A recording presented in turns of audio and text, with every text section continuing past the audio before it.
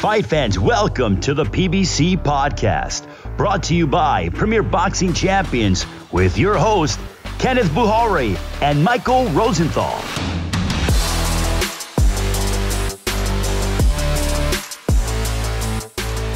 Welcome, everyone, to the PBC Podcast. I'm Kenneth Bouhairie. And I'm Michael Rosenthal, editor of USA Today's Boxing Junkie. We're glad you could be with us wherever you are. It's been a great year for fight fans, and the summer of PBC rolls on. This week, we've got the Benavidez brothers joining us in separate interviews. That's undefeated two-time super middleweight champion David Benavidez and former 140-pound titleist Jose Benavidez Jr. Some really good stuff that you don't want to miss. Plus, we're going to take a look back at last weekend's Fox PBC Fight Night card. And in today's toe-to-toe section, we're going to discuss the 5 fights that made Manny Pacquiao great. But first, the boxing world is still buzzing over talks falling apart between Canelo Alvarez and Canelo-Plant. Seems like a deal was closed for the super middleweight undisputed bout on September 18th, but apparently that died at the last possible minute. Plant spoke with ESPN and told him that he had agreed to terms weeks before, but that there were a number of requests from Canelo's side, which ultimately scuttled the deal. Now, Canelo has not given his side of the story yet, so we can wait and see what he has to say. But according to Plant, according to quite a few sources, Canelo was to receive a career-high $40 million guarantee, plus pay-per-view and gate upside, sponsors. He also requested a one-way rematch clause, which was agreed to, and then the ring size, which was also agreed to. But then came a number of requests which sent things nosediving, apparently. Plant revealed one of them, which was that if he got injured, Canelo would receive the exact same deal he would for facing Plant, rather than a postponement. So he would basically get the exact same amount of money, everything, for a replacement opponent rather than, pushing the fight back. However, if anything happened where Canelo couldn't fight, Plant would essentially have to wait on Canelo. Also, an Athletic article from Lance Pugmire reported that Canelo wanted a limit on the amount of PR he would have to do, including shoulder programming, which was a little concerning because there were only 7 weeks from the event and would really have to push it.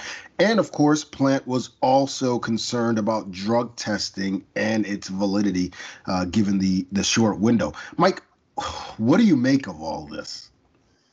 Well, Canelo's got a lot of leverage, and he apparently is using it. It is what it is, I guess. It's kind of a shame because we were about to crown another undisputed champion, but, this is boxing. And I thought Plant had a better chance to beat Canelo than most people did, although I was picking Canelo to win. That said, if Canelo ends up fighting Dimitri Bivol at light heavyweight, that's probably a harder fight for Canelo. Bivol is good, and he's naturally bigger than Canelo and bigger than Plant. And he's not old or getting on like Sergey Kovalev was when Canelo fought him. So maybe we get a fight that's more competitive, at least on paper, because, again, I thought Plant had a chance. It might come down to weight. If Canelo fights Bivol at 175, that's an extremely dangerous fight for him. If they fight at a catchweight or at 168, which is possible, I think Canelo gains more of an edge. I wanted to see Canelo versus Plant, but in a way, I think Canelo and Bivol might even be a little bit more intriguing to me. Yeah, I think there's a lot to dissect here. Getting back to Plant, I think asking for 40 million plus pay-per-view and gate upside, regardless of who he faces, is a bit risky for whoever is financing that. You just can't tell other fighters, be ready just in case. They may be ready, they may not be ready. So there's some risk there. And I also think there's a reason why Canelo made significantly less money against, guys like Rocky Fielding and Liam Smith and Avni Yildirim. So I understand why no one would guarantee that amount of money for an opponent to be determined. And when I say no one, I mean no one. Second thing is, this would have been Canelo's first true pay-per-view in like 4 years. So, you've got a 7-week window to push this thing. You have to get out and do media. So if the reports are true and he's doing the exact opposite, it's another problem. Now imagine having a late substitute opponent and then the guy you guaranteed 40 million to doesn't want to do any promotions. That's pretty scary. And I think the last thing, and probably the most concerning from Caleb's side regarding the PED testing.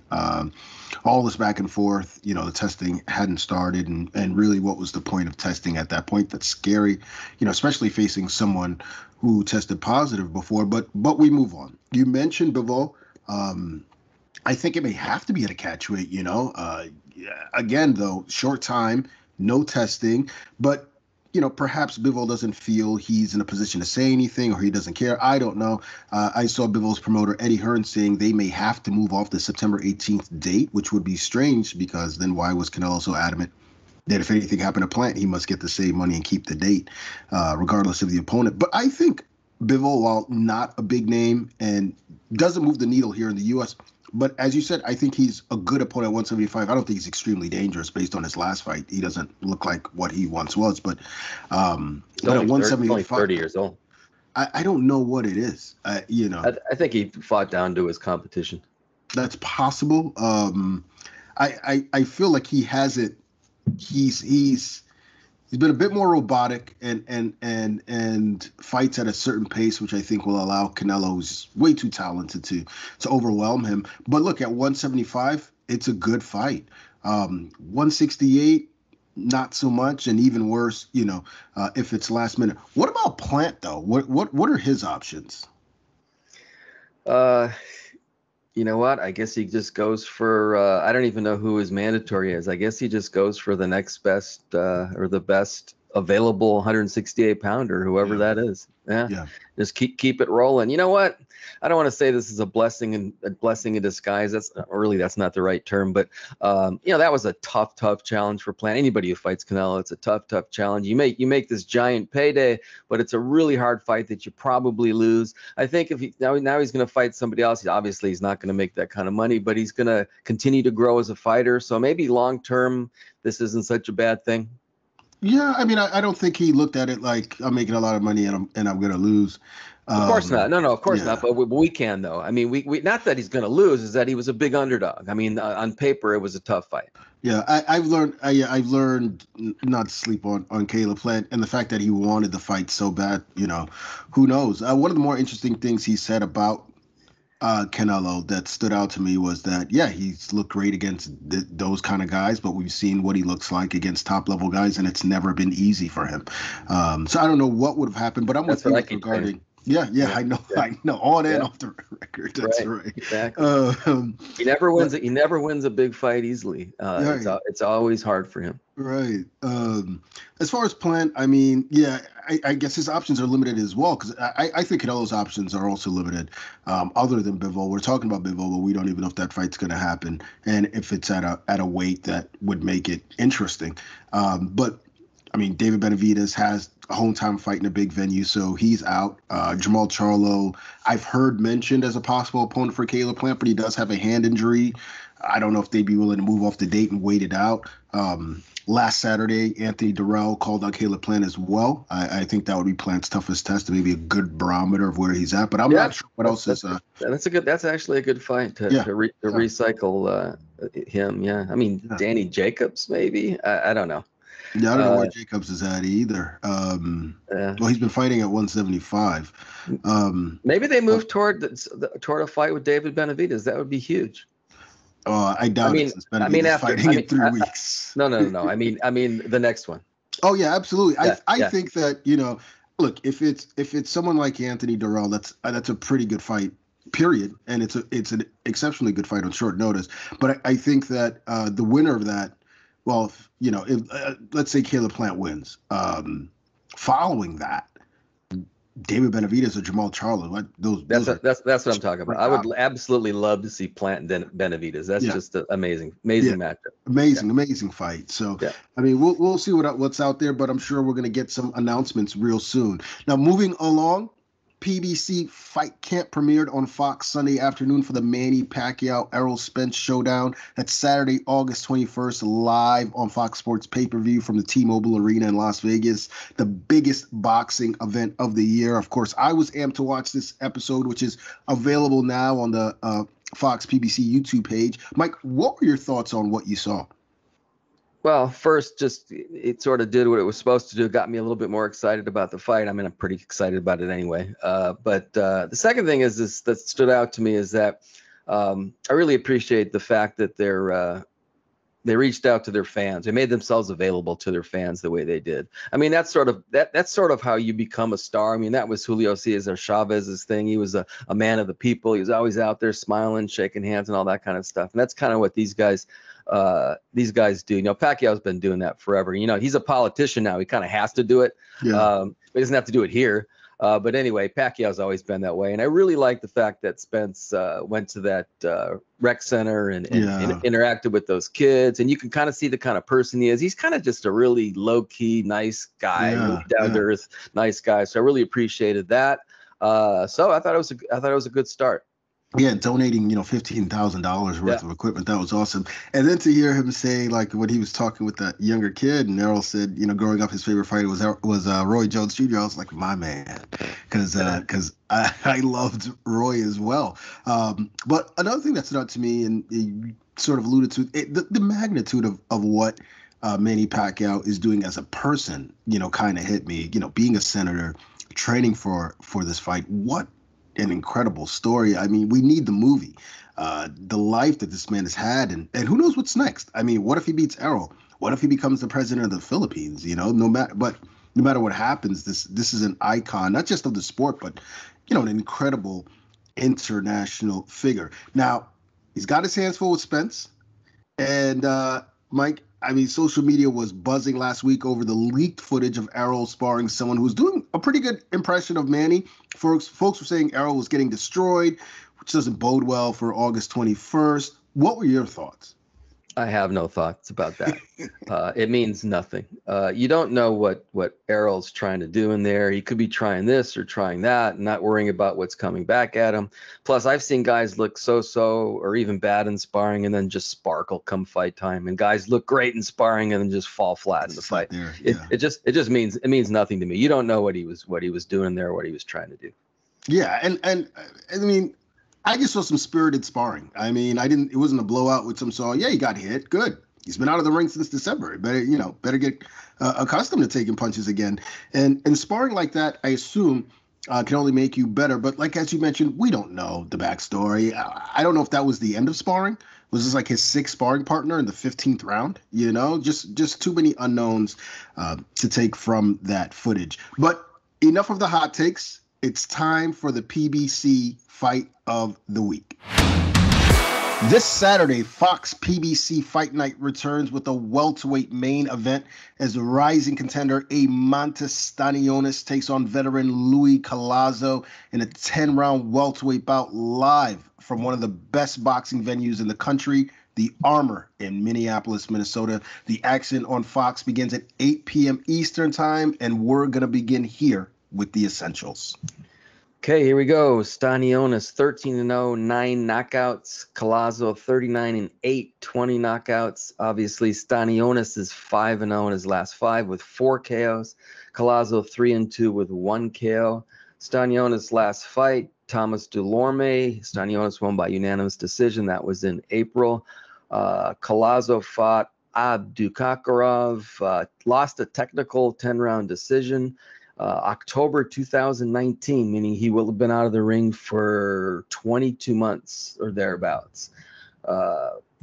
69% knockout ratio for Stanionis, 43 for Collazo. Stanionis has fought 70 rounds. Collazo will definitely have an edge in experience, 292 rounds. Stanionis, 26 years old. Collazo is 40. Stanionis turned pro 2017. Collazo 2000. He's been fighting more than 2 decades. Stanionis fights from an orthodox stance. Collazo's a southpaw, a tricky southpaw. Stanionis 5'8", Collazo 5'9". Collazo has a reach advantage. Stanionis 68, 72 inches for Collazo. Wow. Stanionis is from Lithuania, lives in Oxnard, California, down the street from me. It's a long street. And Collazo is a native of Brooklyn. Wow. Some interesting stats there, stats that I wasn't expecting. But, one thing that stands out to me is that Stanionis is a very active fighter, just fought in last April. And Collazo hasn't fought since October 2019. Now, these are two guys at, opposite ends of their career, at least on paper. Looking at Manny Pacquiao, who also hasn't fought since 2019, and he's been talking about how the layoff helps him and so forth. Does the layoff help or hurt a 40-year-old Collazo? Yeah, you just mentioned. I thought of what Freddie Roach told us about Pacquiao, that the break was good for him. Maybe it's good for Collazo too. The guy's been fighting professionally for more than 2 decades, as I said. His body probably could have used the rest. At the same time, I always wonder with a guy that age whether almost 2 years off is too much, whether he'll just never really get back after a break like that. I guess we'll see in the fight.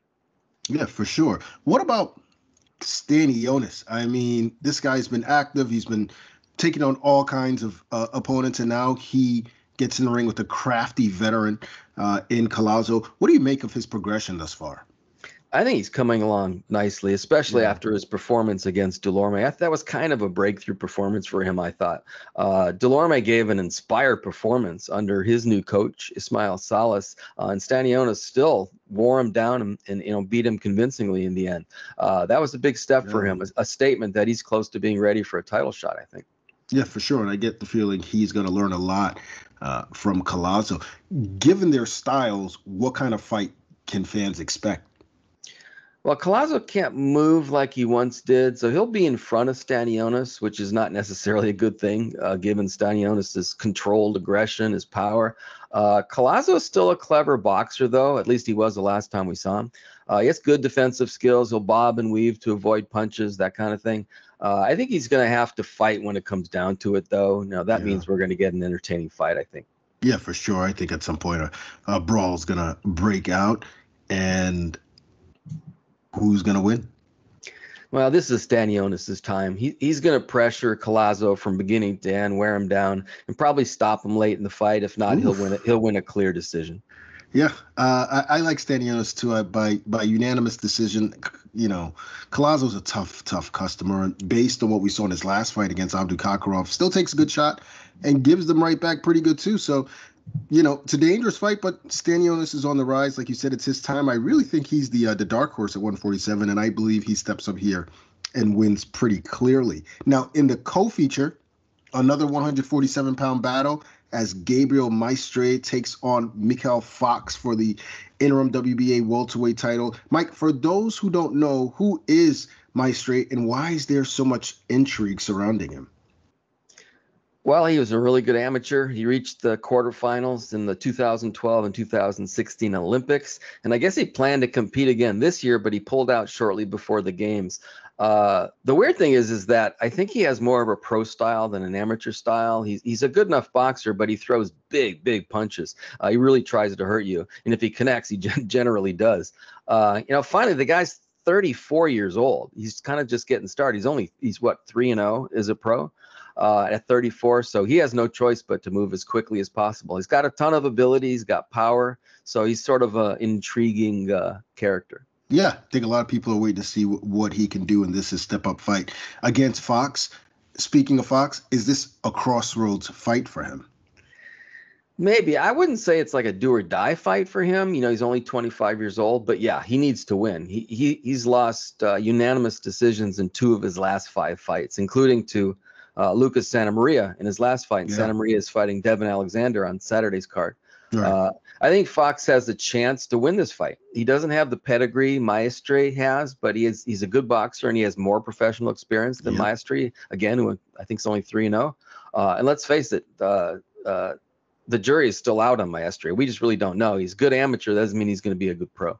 Yeah, I mean, a lot on the line for both guys, and we'll see what happens. You mentioned the other match, a televised opener, another welterweight fight, Devin Alexander against Lucas Santamaria. So it's all welterweights, and based on what we see on paper, we should expect all action. Now, quick reminder regarding our prediction league: I am 22 wins, 4 losses, 3 draws. Mike, 20 wins, 6 losses, 3 draws. It doesn't look like anything's going to change this week. And with that, it is time to bring in our first guest. He is a former 140-pound titleist who ends a near 3-year layoff on Saturday, August 28th, as he takes on Francisco Torres live on Showtime Championship Boxing from his hometown of Phoenix, Arizona, Jose Benavidez Jr. Jose, first things first, how has camp been for this fight? It's been great. We've been working hard, extremely hard, and I'm just excited and ready to get back in the ring. Now, have you been training with your brother David? And if so, what's that been like? Yeah, no, I've been training with my brother David, David Rayo, and we actually have a younger guy in the group as well, Emi Moreno. So, I mean, I've been training with my brother, since we started 20 years now. Wow. So, I mean, it's good, and it's motivating that we're going to be in the same card. So, I mean, it just makes me want to train that much harder. And not only that, I have we're fathers now. So, I mean, that just adds on more, more, what's the word I'm looking for? More motivation. Motivation. Yeah, for sure. Jose, I understand that the fight's going to take place at 154. Is that just because of the time off, or do you plan to stay at that weight? No, I plan to stay at that weight. I'm a pretty big guy for 147. I'm almost 6'1", so I mean, I feel like I could still make 47, but I feel like 54. I feel stronger, so it's overall better. Don't have to lose as much weight, so I feel. I mean, it depends. It's just this is my fight coming back, so I might go down to 47. I might stay at 54. So it just all depends, I'm just happy I'm back. I'm going to be back in the ring and back in my rhythm, It's been awesome. 3 years that I've been off now, so I'm a little excited. I'm ready to get it on. We'll get to that. What can you tell us about your opponent, Francisco Torres? I'm going to tell you guys how I tell everyone else. I've never been, ever since I started my boxing career, the type that goes and sees what the videos of their opponents and tries to study them. I don't do that. I mean, that's what the first round's for, because at the end of the day, every fighter has if I see a fighter of him fighting another guy, the other guy doesn't fight like me. So it's styles make fights, and I train to win, and that's what we're going to do. I don't care to watch. I don't care who I'm going to fight. Whoever they put in front of me, I train to win, and that's what I'm going to do. I like that. Now, you kind of alluded to this, but how exciting is it to be on the same card as your brother David? Oh, it's very exciting. Very exciting, and it's been motivating me a lot. Just in general. I've been out of the ring for a while. And I'm happy to be back, dude. I'm happy. Words can't explain how I feel. Now, you haven't fought in Arizona in over 5 years. Do you feel any added pressure fighting in front of your hometown fans? No, there's never any added pressure to me. Whether I fight in Arizona or just doesn't matter where I fight. I'm confident on my training and on my game plan, and I'm just excited. You also mentioned that this is your first fight in almost 3 years. What about ring rust? Is that a concern for you? No, there's no ring rust. There's no ring. I still stayed in the gym. I didn't fully go all out and not train at all. I still stayed in the gym, and I worked with my brother. I helped my brother spar for previous of his fight. So I mean, there's no ring rust there. Got it. So your last fight was against Terrence Crawford. It was a tough fight, and most people think that you gave him more trouble than most of his opponents. What are your thoughts looking back on that bout? I mean, looking back on my fight, at the end of the day, he beat me. There's no excuses, but I did fight pretty much with one leg.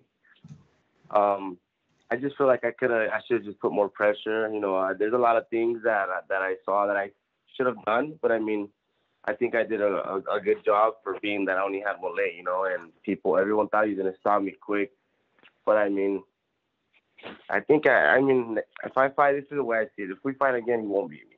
But that fight, I doubt it's ever going to happen. I tried to run it back when it didn't happen. So, it's all good, Wish him the best of luck. And he's the best of the best, He hasn't lost yet. So I feel like I did good. But a loss to me just made me open my eyes more and made me a better fighter. That's what I feel like, there's a lot of champions that have a couple losses. A loss doesn't mean that you're done. A loss just means that you're going to get better, and that's where I feel like I'm at right now. Absolutely. So you mentioned the leg. You were shot in the leg a couple years before that fight. A lot of folks felt you weren't 100% for the Crawford fight. Obviously, you agree with that because you just mentioned that. What percentage of your best were you at, during that fight? I mean, we had a hard camp. We had a hard training camp, but like I said, I don't want to make excuses. My leg kind of came into that factor, but it is what it is. And my leg's always not going to be at 100%. It's always going to have rods in my leg. So, but the thing is, I have that warrior mentality. I don't try to think about my leg. I go in there and try to get the job done, and that's what we keep doing. We've been doing a lot of therapy. I feel like my leg actually did get a little better. So, I mean, I feel like I feel strong. Honestly, I feel strong, and I feel more motivated. I just feel more in a sense of I feel like I'm more mature now. I know I can. I've been eating better now. I started eating. I did gain a lot of weight. I went up pretty heavy, but I mean, I'm shedding the weight fast now, and I feel like I'm in a better place. Great. You mentioned the improvement of the legs. So you feel you can move better now than you did in that fight? Yeah, I feel better. Yeah, I feel that. But then again, like I said, I don't try to think about my legs. That's the last of my worries, because if you go in the ring with any type of doubts or any type of doubts, I feel like you already lost. You already beat yourself. But the only one who could beat you is you, So I go in there with a clear mindset, and my mindset is winning, and it doesn't matter how I do it, but I'm gonna do it. That's what I think. To win. I don't. You brought up becoming more mature. Can you explain what you mean by that?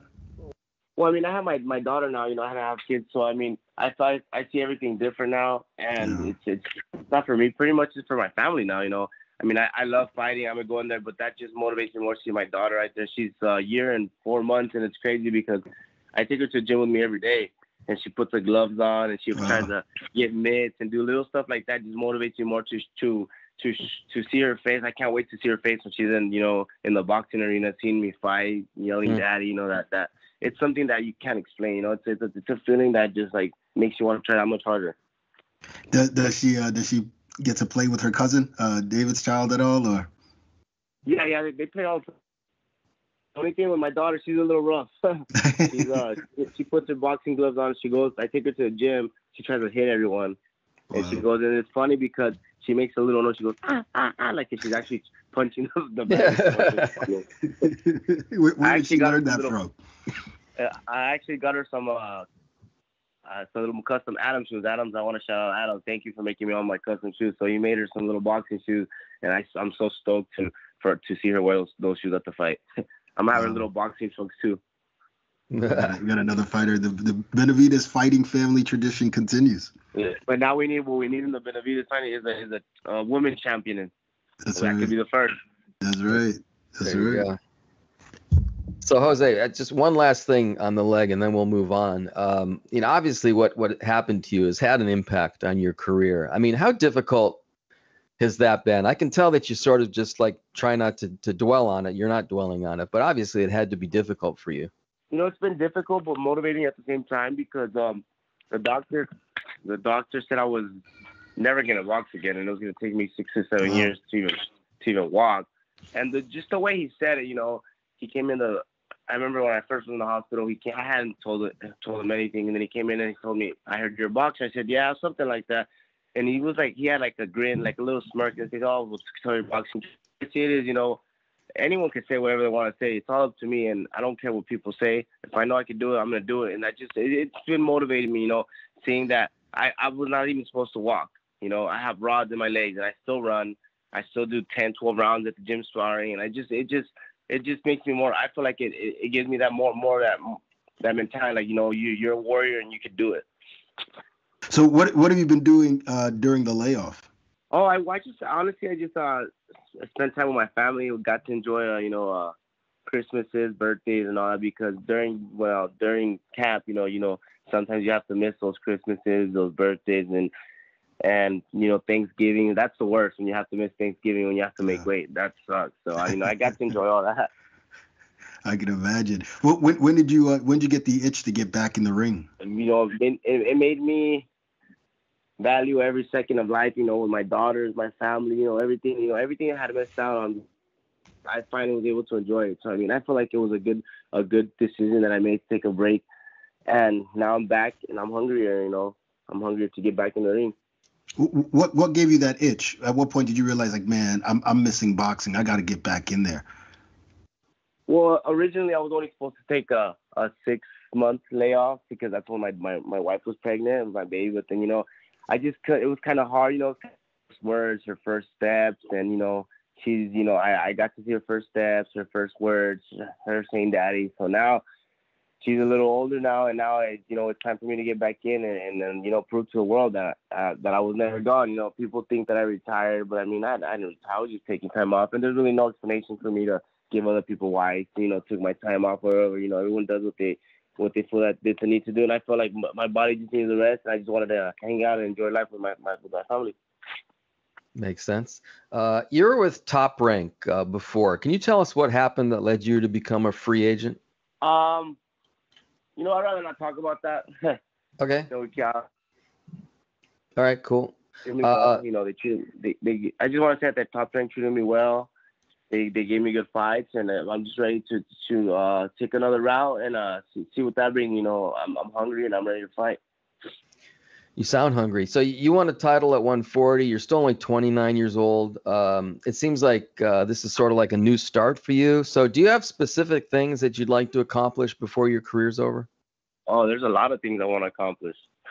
First and foremost, if I go down to 47, I want to get that rematch with Crawford, get that belt. But, I'm not focused on that. I'm trying to focus right now on getting all the titles at 54 and probably maybe moving up to 60, So, like I do, I have a pretty big frame. So at the end of the day, it doesn't care if I fight for titles or not. I'm going to fight to win, and that's what I'm going to keep doing. There's so many, I'm sorry, you're going to ask. I was going to say there's so many great fighters at 54. Is there anybody in particular that you're targeting? I'll fight anyone, whenever, doesn't matter. I mean, I don't duck or dodge no one. I said that in previous interviews.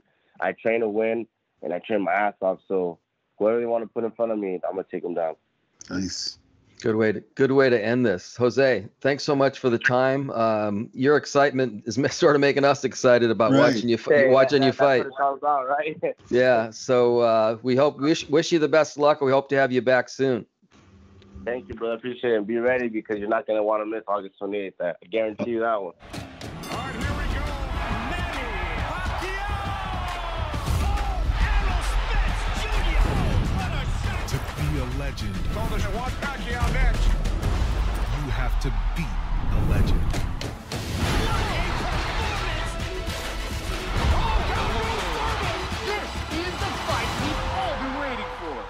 Pacquiao-Spence Jr., August 21st, live on pay-per-view. Buy now on the Fox Sports app and watch on any screen you want. It's time for the week in review, and what a week it was. Last Saturday, Fox PBC Fight Night returned, and we got a shocker in the main event. Undefeated heavyweight prospect Michael Coffey took on late substitute Johnny Rice and got taken out. Rice dominated from start to finish, stopping Coffey in the 5th round. Mike, no question, one of the biggest upsets this year. What were your thoughts on the fight?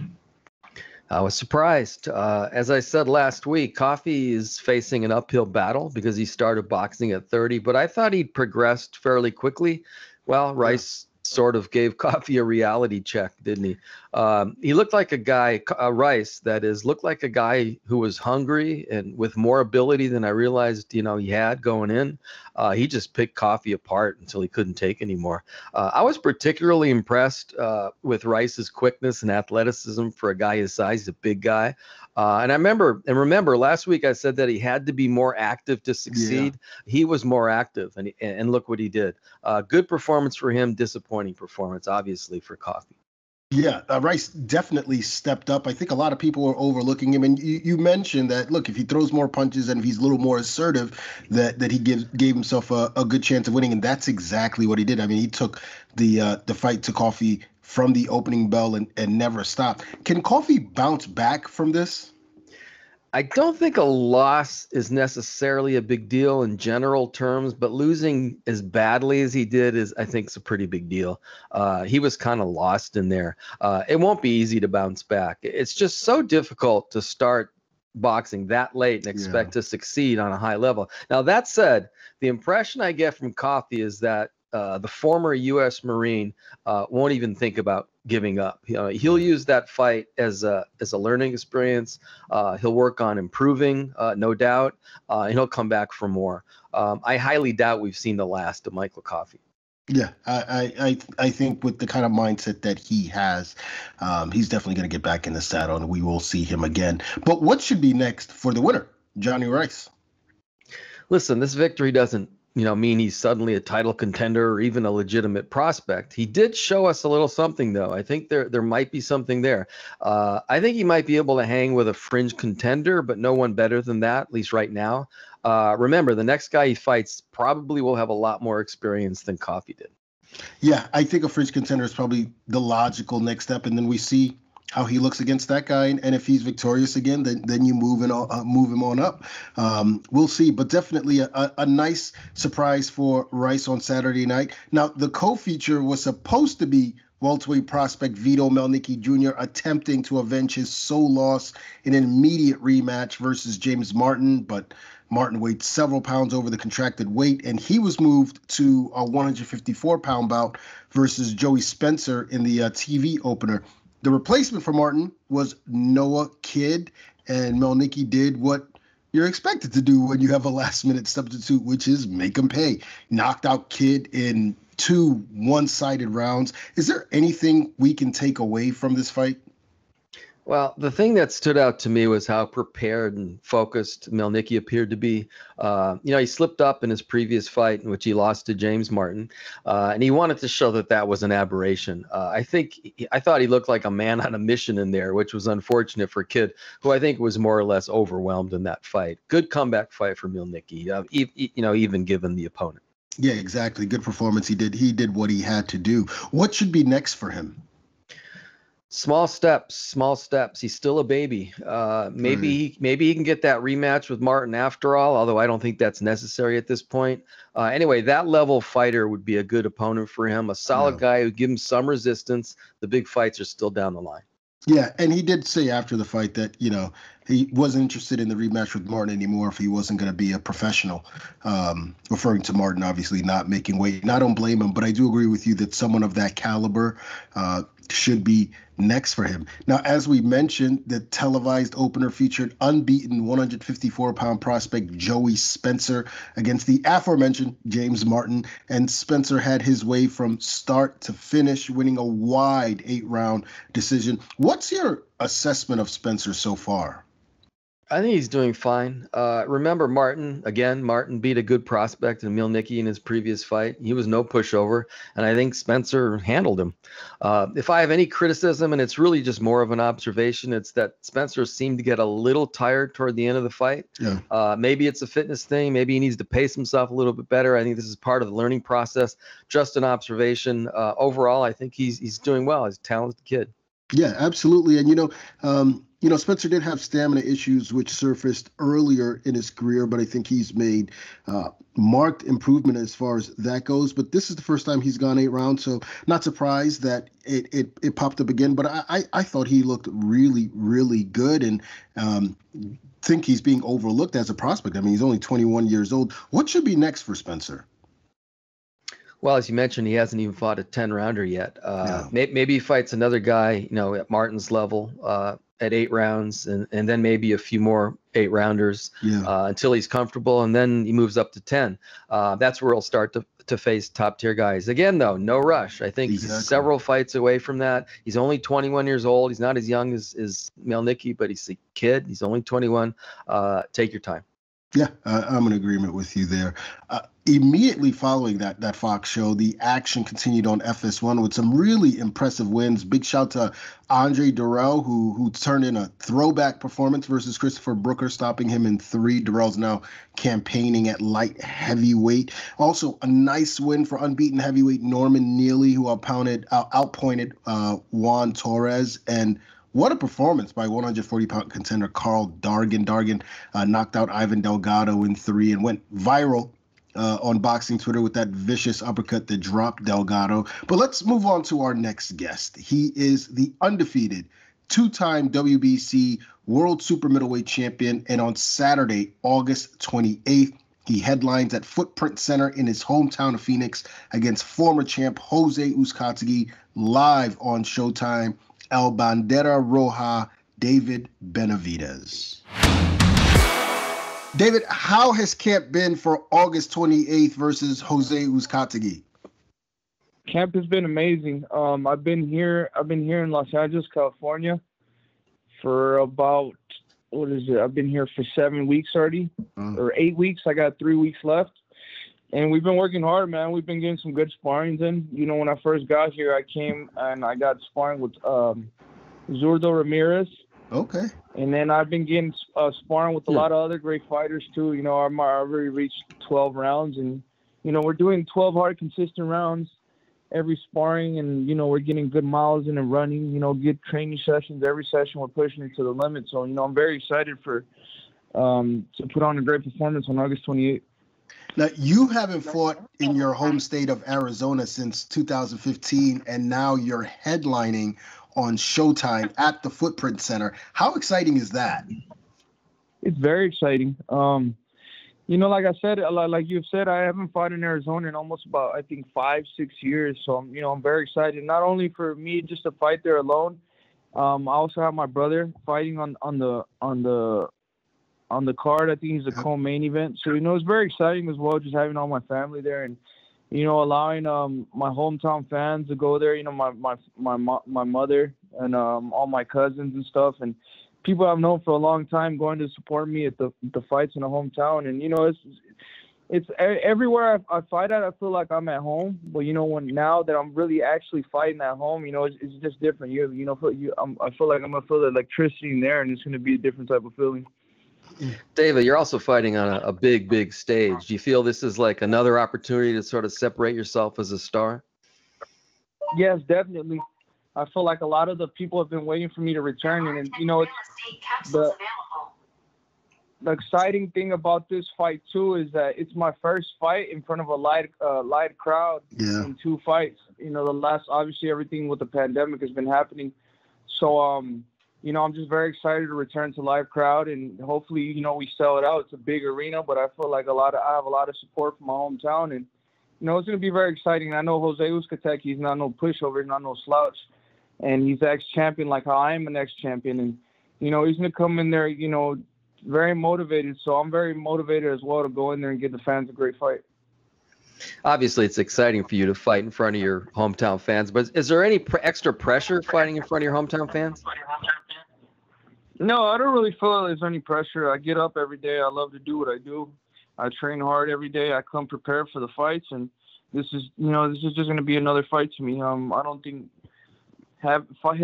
me fighting in my hometown is going to have that much of an impact. I think the only impact that I've had is a lot more people asking me for tickets. But other than that, no, there's no pressure. Everything is. I keep myself very focused and calm, motivated. So I'm very excited to go and fight, in Phoenix, Arizona. What can you tell us about your opponent? You mentioned he's a former champion. What can you tell us about Jose Uzcategui? He's he's a brawler. He's a heavy hitter, has heavy hands. And the main thing is that he's never been stopped. But with me, what I've been doing recently, I've been stopping fighters who have never been stopped. So for me, just to boost my confidence even more, I want to be the first one to stop Jose Uzcategui. I feel like he's very available to the body, but I have to definitely have to keep a lookout for his right hand and his left foot. I feel like those are his biggest weapons. So we're definitely going to work around that. But we're going to put it all on the line. I'm very excited. I know it's going to take everything and more for me to stop him, but that's exactly what I'm planning on doing. I'm working very hard. I believe in my skills. I believe in what I can do. So I don't know if it's going to come early or if it's going to come late, but we're going to definitely be pushing for the stoppage in every round. You said he likes to brawl. You have you're not afraid to get in there and dig either. Do you think your styles mean that we're going to see a more fan-friendly fight? Yeah, I believe so.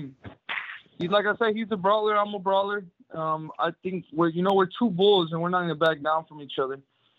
So, that's definitely at least an interesting fight. Maybe, we could possibly have the fight of the year. I don't know. I think we both have a lot to prove. This is a really high-stakes fight, WBC title eliminator. So, the next person, the winner of this fight fights, for the WBC title next. This is already going to be my second title eliminator. Yeah. So, I'm excited, man. I'm excited for what the future holds. I know big fights are on the horizon. And I continue to push. I continue to work hard. And at the end of the day, what really matters to me is giving the fans the fights that they want to see and giving them exciting fights. And this is going to be another exciting fight, and I'm very excited. You talked about becoming the first to stop him. We saw what Uskotsky did against Andre Durrell, and even in his losses to guys like Lionel Williams and Caleb-Plant, he went the distance. Lionel Thompson, excuse me. In the back of your mind, is there extra motivation to put on a better show against him than Plant was able to? Yeah, definitely. I feel like I've definitely want to outperform Plant. But if you look at it, Plant, he's not really a hard hitter. So that's kind of where it puts me a lot of questions with Uskotsky. I feel like Plant, he doesn't really have too much power, and he put Jose Uskotsky down on the canvas twice. So, I know I hit harder than Plant. And if anything, we have either the same speed, or I feel like, honestly, I'm a little bit faster. I'm a little bit more, I'm not a headhunter. I go to the body, and, I use my jab.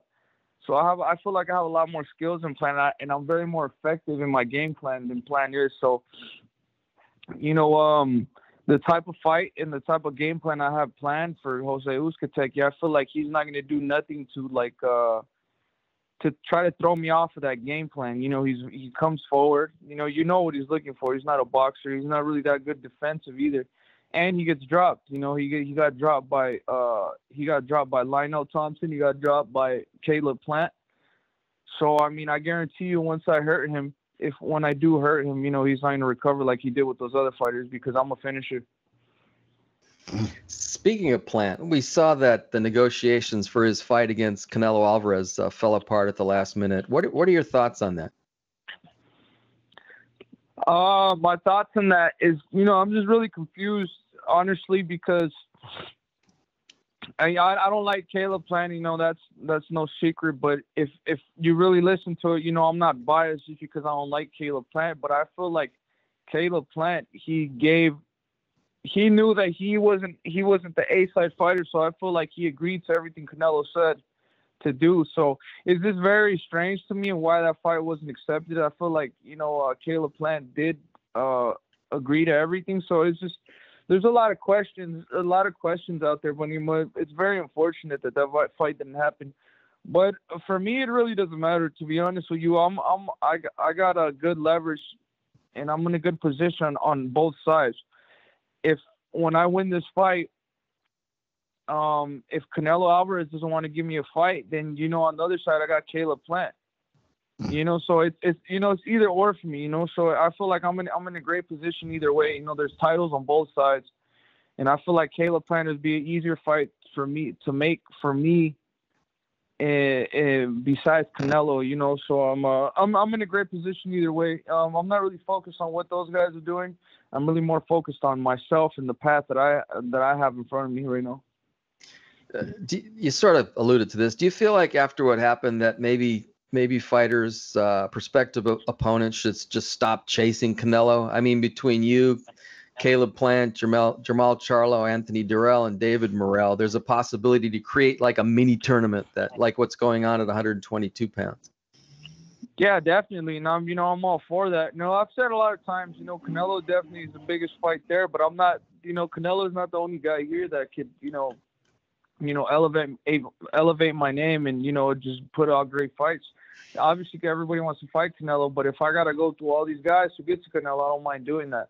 I feel like I'm going to be in the game for another 10 years. So it doesn't really matter and I'm very young too. So it doesn't really matter to me right now. My job is just to train hard, win my fights, and then, feed my family, and that's basically how I'm thinking right now. Whoever they put in front of me those are just details. My job is just to work hard, train hard, and continue winning.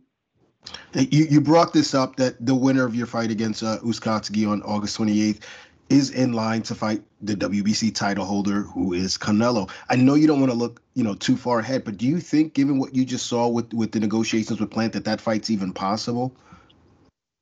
That's a good question, man. I don't know. I don't know what to say to that because I haven't started negotiations, and I don't know what type of negotiations they're going to want to use or what type of clauses they're going to want to put. And, only because seeing what they did with Canelo-Plant, I mean, I don't know. I'm not in that situation right now.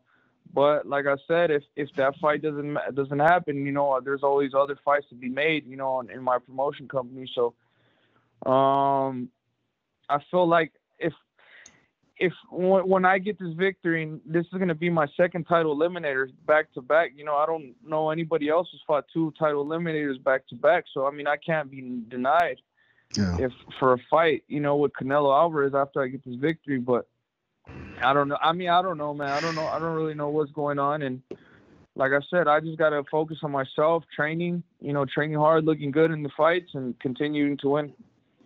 Now, you mentioned other opponents, Canelo-Plant. There's also Jamal Charlo, who you had a back and forth with a few months ago. If you had to choose between fighting Jamal Charlo or Canelo-Plant, who would you choose?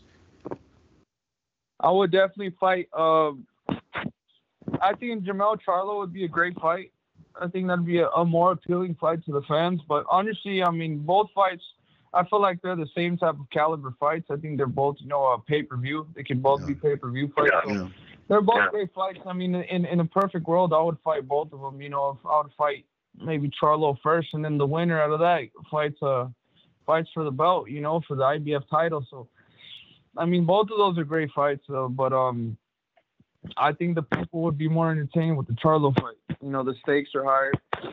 Obviously Charlo is a name to be reckoned with. He's been there for a long time, so I feel like that would be a better name on my resume.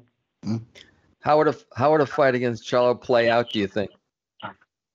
I feel like I stopped Charlo. By the way I've seen his fight last time, Montiel is a good fighter, and but there was a lot of holes in his game, and I feel like I'm a better fighter than Montiel. I have a better game plan. I have better tools in my arsenal. So I definitely feel like I could hurt Charlo. No, my confidence is really high when I go into the ring. I feel like whatever guy's in front of me, I could hurt. It doesn't matter. I've seen it time and time again in fights and in sparring sessions, and I know how to break them down. So I'm very confident, and I know I can stop Charlo.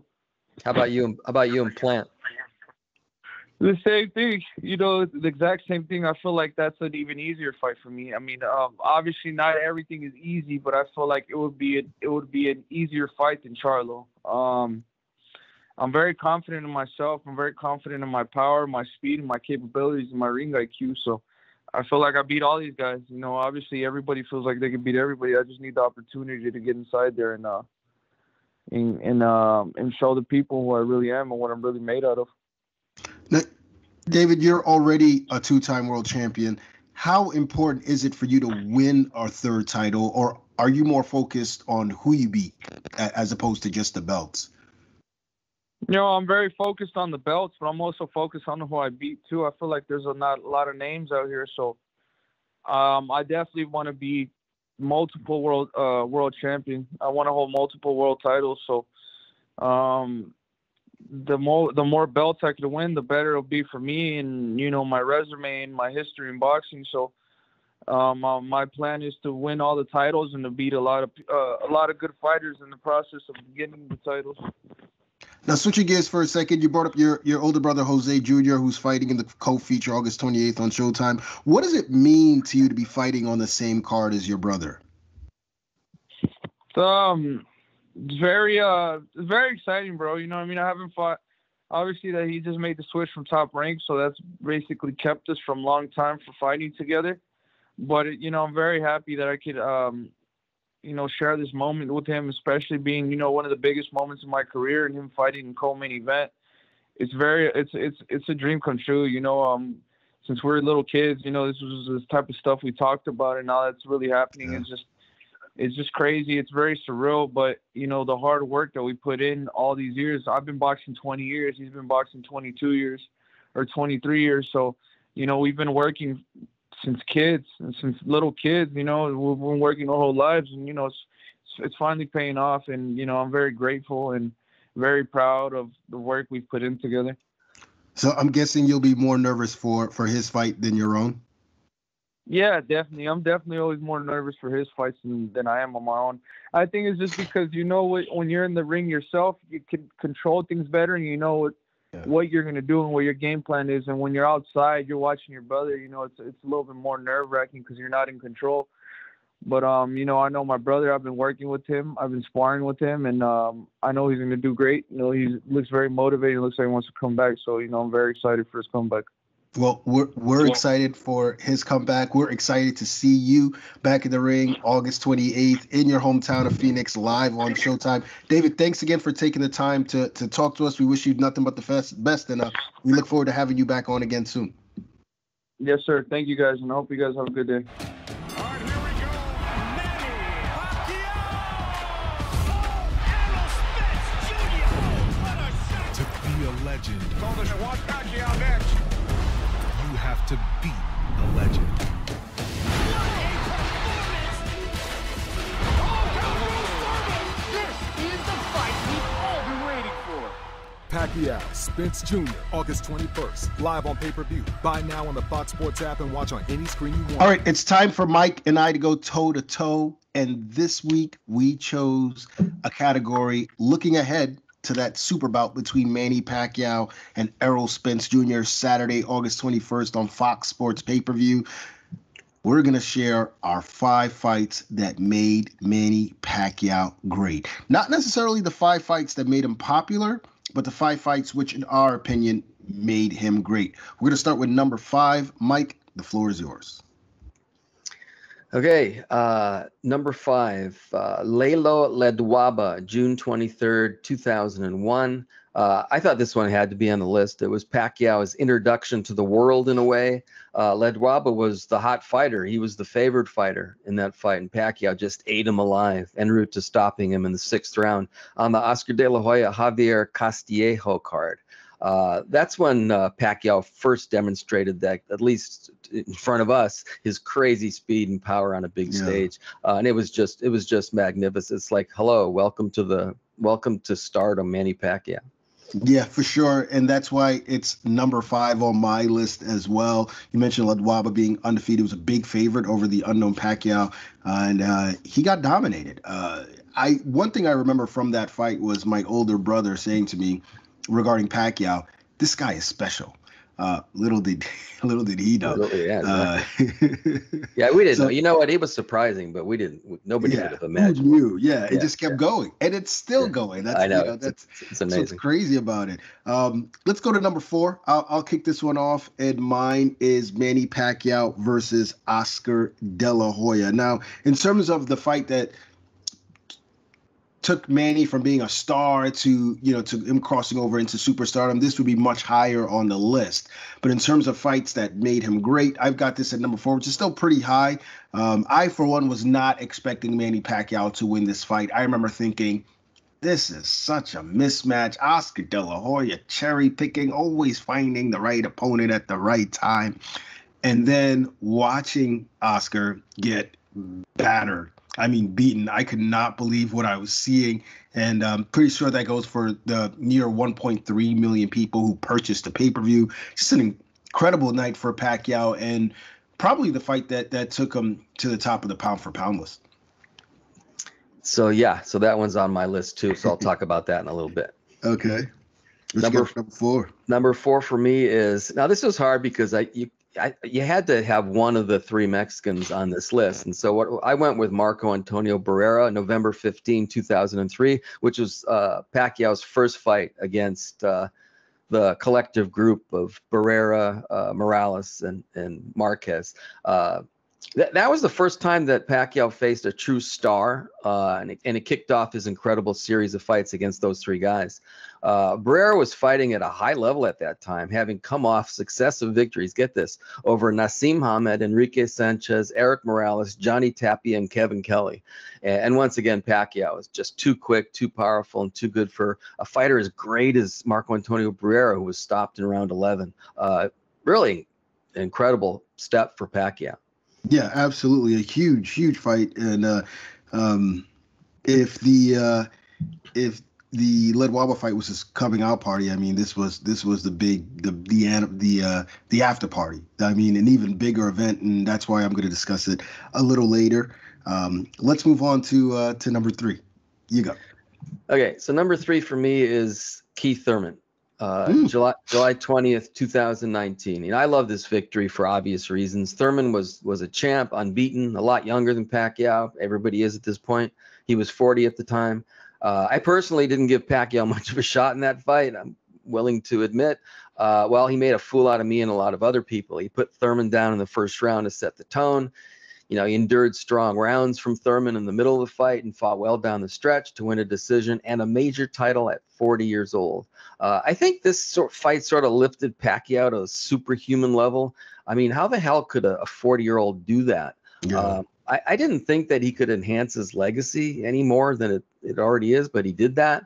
And now he's poised to do it again. The only reason that this fight isn't a little bit higher is because Thurman did go into the fight with some injuries. I mean, a healthy Thurman, the result might have been different. I don't know, but bottom line, what he did was remarkable.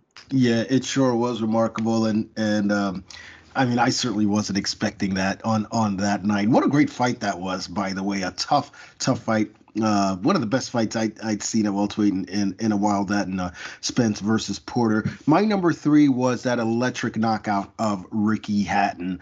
I think that coming off the De La Hoya win, to fight Hatton next, you know, sort of following the Mayweather blueprint, but knocking Hatton out in just spectacular fashion the way that he did, I was not expecting that. Once again, which is a recurring theme with these Manny Pacquiao fights, was extremely impressive to me, Mike.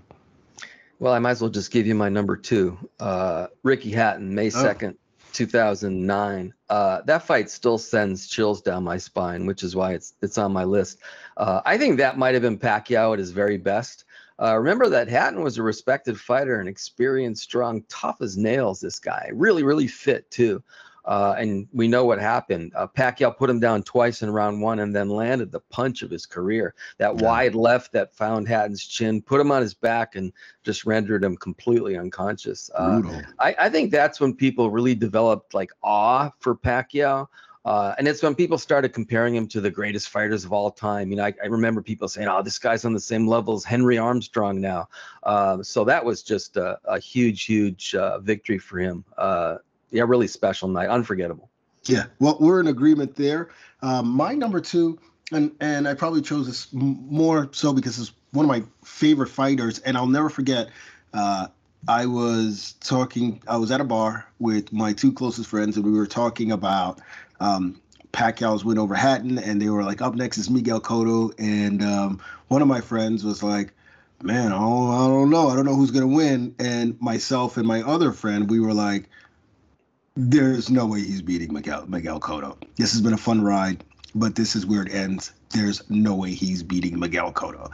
And not only did he beat Miguel Cotto, he beat the stuffing out of Miguel Cotto. So for me, this is the fight that showed to me that Manny Pacquiao was on a higher level than I had ever imagined, and he had transcended already being a Hall of Famer and was truly an all-time great.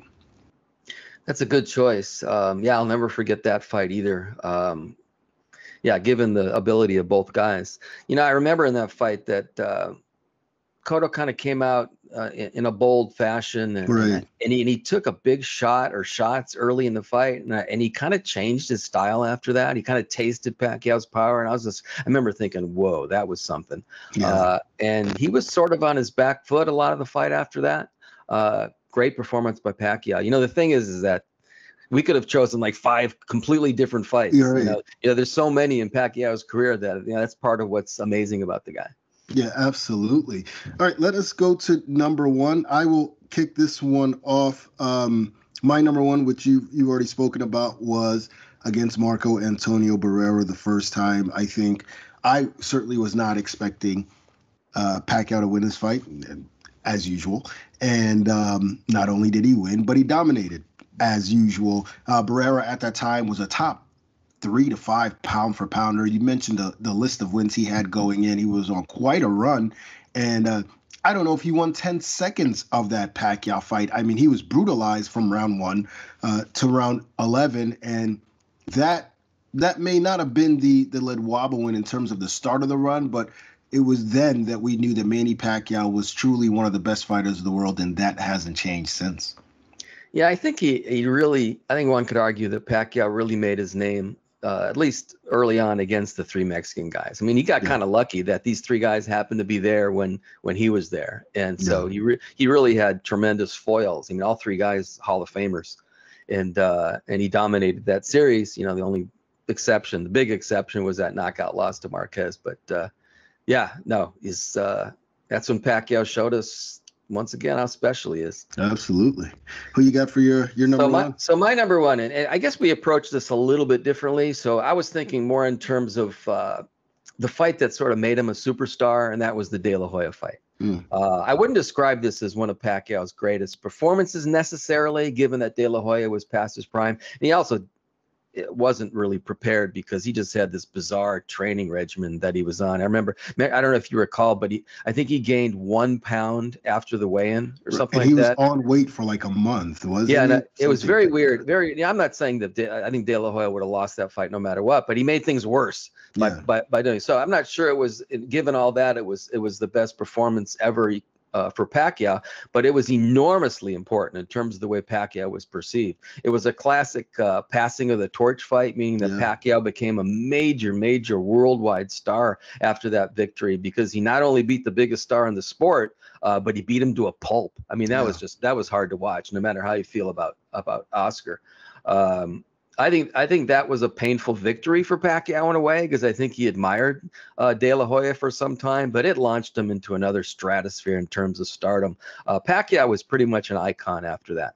Yeah, absolutely. I remember watching that and just my jaw dropping. I couldn't believe what I was seeing. But you made a really key point there, which is that much of the reason why he became a superstar following that fight wasn't just because he fought another superstar in Oscar De La Hoya and won. It was how he won. I mean, he obliterated him in on the biggest stage. And when you're able to do something like that, then yes, beating Tiger Woods can make you Tiger Woods. And that's what Pacquiao did that night. And we'll see if he can do it again against Errol Spence Jr. August 21st on Fox Sports Pay-Per-View.